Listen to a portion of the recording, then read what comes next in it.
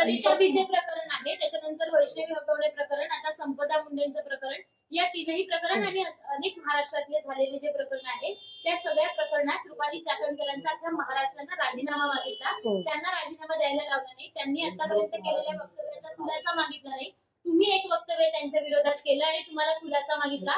अजित पवार किंवा पक्ष दोन रुपालीपैकी एकीला न्याय देत आहे आणि एकीला असं हे ठेवतायत किंवा दोन पैकी कोणाला पाठिंबा देत आहे असं होणार वाटतंय?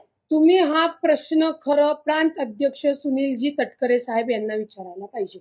जे काही आयोगाच्या बाबतीत तुम्ही वैष्णवी हगवणे प्रकरण सांगताय, भिसेताईचं प्रकरण सांगताय, आपल्या डॉक्टर संपदा ताईचं प्रकरण सांगतात, या बाबतीतल्या ज्या काही आयोगाच्या कामकाजीमध्ये ज्या त्रुटी राहिल्या, चुका झालेल्या त्याच्या संदर्भातला जाब किंवा खुलासा हे मागणं काम माननीय प्रांताध्यक्ष सुनीलजी तटकरे साहेबांचं आहे. त्याच्यामुळे ह्याचं उत्तर ते देऊ शकतात. पण तुमच्याकडे तुमचा राजीनामा किंवा तुम्हाला त्या प्रवक्ता पदावरून हटवणं असू दे किंवा स्टार प्रचारकांची देखील यादी त्यांच्यात रुपाली चाकणकरांचं नाव येणं, हे सगळं जरी असलं तरी एका रुपालीला पाठिंबा देत आहे आणि दुसऱ्या रुपालींना कुठेतरी पाठिंबा न दिल्यासारखं, तिच्यावर कारवाई केल्यासारखं दिसते, असं वाटतंय पक्ष किंवा माझं खच्चीकरण होणार नाही. मी तुम्हाला पुन्हा सांगते की नाही मला प्रवक्त्यापदी फेर निवड दिली तरी मी निवडणुका लढणार आहे, जिंकणार आहे आणि माझं लोकप्रतिनिधित्व लोकांनी स्वीकारले, लोकांच्या प्रेमावर, त्यांच्या कामावर मी उभी आहे. त्याच्यामुळे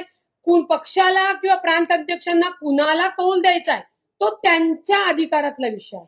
तुम्हाला असं वाटतं का की त्यांना जास्त भाव दिला जातो आणि आपल्याला कमी लेखलं जातं? मला भाव पण खायची गरज नाही, काय नाही. कामानुसार मी माझा स्वाभिमानाची मान नेहमी उंच ठेवते. त्याच्यामुळे मी ते असला भाव आणि मी नाही लक्ष देत. हा येस, तोही माझ्यावर गुन्हा दाखल करण्यात आलाय. मग मी आधीच्या पक्षामध्ये काम करत असताना, लोकांना न्याय देत असताना अनेक गुन्हे अंगावर घेतलेले. हा तर माझ्या घरातल्यांचा विषय होता. आणि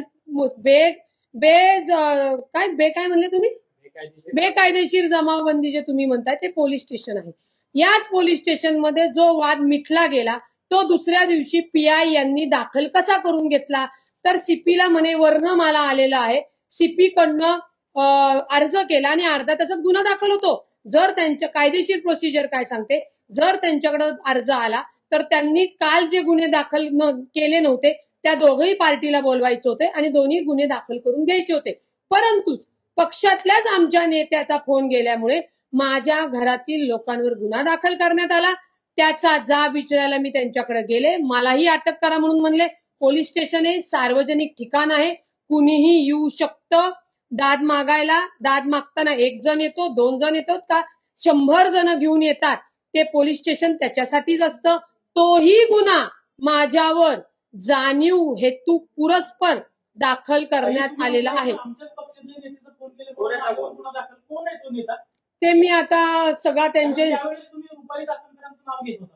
त्याच्या म्हणजे तेच सांगते ना की पक्षातल्याच नेत्यांनी ज्यांनी फोन केलाय ते मी अजितदादांकडे सगळं पुराव्यानिशी ठेवलेलं आहे.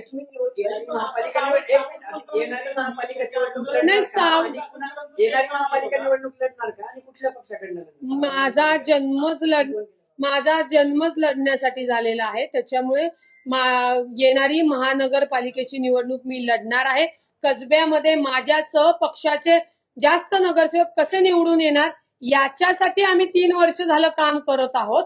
त्याच्यामुळे येणाऱ्या निवडणुकीमध्ये माझा प्रभाग 25 असेल किंवा प्रभाग 26 असेल किंवा दोन्ही असेल, या दोन्ही म्हणजे मनपा निवडणूक लढण्यासाठी मी आणि आमचे सर्व कार्यकर्ते पदाधिकारी सज्ज आहेत.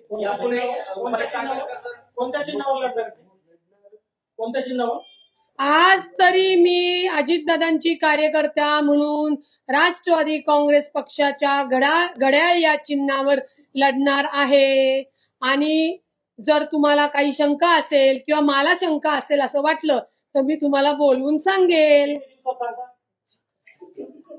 ना. निवडणुकीच्या आधी सांगावंच लागेल ना.